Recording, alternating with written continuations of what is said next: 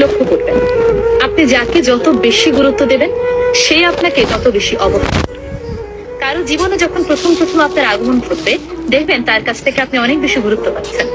আপনি যদি একটি সুনির্দিষ্ট দূরত্ব বজায় রেখে চলেন, তাহলে সে আপনাকে গুরুত্ব দেবে, আপনাকে অনেক বেশি গুরুত্বপূর্ণ মানুষ বলে মনে করবে। কিন্তু আপনি যত বেশি তার প্রতি কেয়ার দেখাবেন, তার প্রতি ভালোবাসা দেখাবেন, যত বেশি দেখাবেন যে আপনি তার জন্য সবসময় অ্যাভেলেবল, আপনার দাম তত বেশি কমতে থাকবে। আমরা যে কাজটা করি, আমরা একটা মানুষকে ভালোবেসে ফেললে তার কাছে অতিরিক্ত অ্যাভেলেবল হয়ে যায়, যতটা হওয়া প্রয়োজন।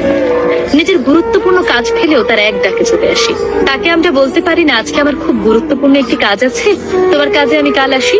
বরং আমরা বলি আমি তোমার জন্য সবসময় ফ্রি আছি। এই জিনিসটি করা থেকে বিরত থাকুন।